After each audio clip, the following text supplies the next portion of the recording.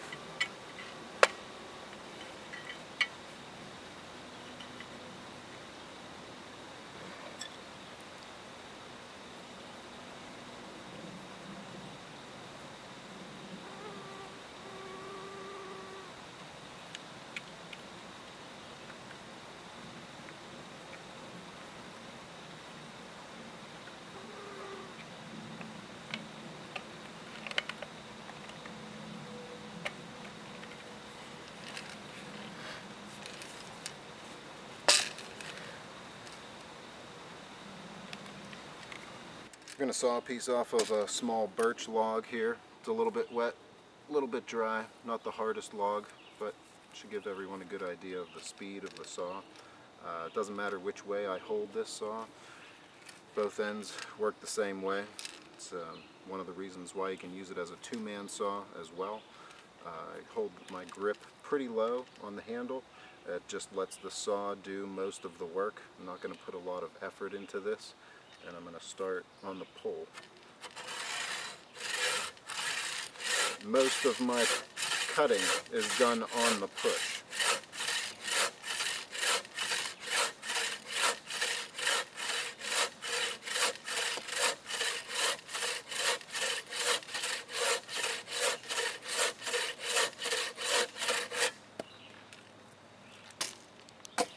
Okay, here's a good red oak log. It's been down for a while, so it's definitely dried out, but a little bit of it's kind of moist. It's a little bit punky, so there's some soft spots there. Just to give you an idea of what I'm cutting through. Soft here, but we'll see. Cut back about that far to give it a good test. This is really the main reason why I made this saw, to be able to cut through larger logs so that we have less work to do throughout the night. Larger hardwood log is going to burn a lot longer than the small things that we can gather and cut with a small handsaw or pocket saw. I just needed something more substantial, and when you have a nice thick log this size, oak, you've got 4 hours of burning time, and that just makes for a more enjoyable camp time. So same way, I'm going to pull back first to draw my line.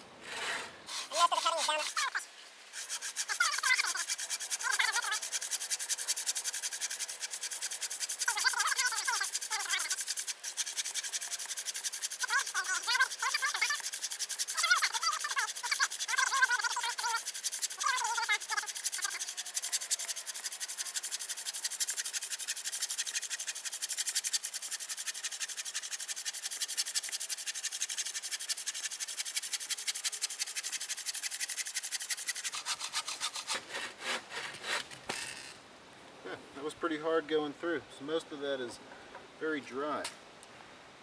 Oak, pretty hard wood. Nice clean cut.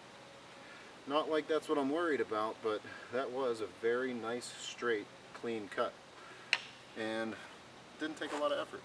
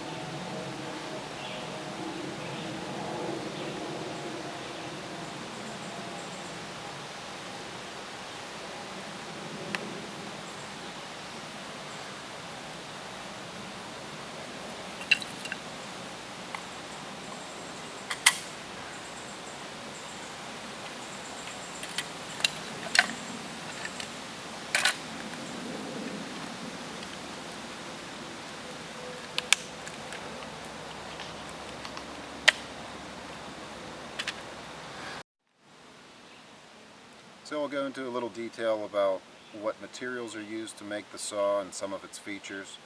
This one in particular, it's my personal saw, so it's a little bit beat up, but not too much.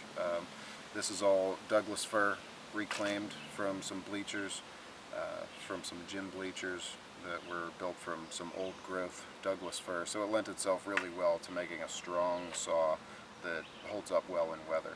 That's all sanded quite smooth and finished with tung oil. This tightening rod, the windlass, is usually made from red oak or white oak for its strength and resistance to snapping. 550 paracord for that tightening cord, and Bucksaw 21-inch sand cut blade. Really nice blade, impulse hardened teeth. It's very inexpensive to replace. I use these blades for quite a while before they need replaced, so they hold up really well. Bucksaw also makes a 21-inch green wood blade with raker teeth in between, so it would work a little bit better for green wood, freshly cut stuff, but fits in this saw just the same as this blade.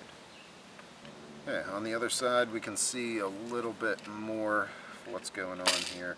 This slot for the windlass to rest in, 2 magnets to hold the blade in place while you're assembling everything to be lashed together. Just makes things a little bit easier to keep that blade tight against there while you put it together.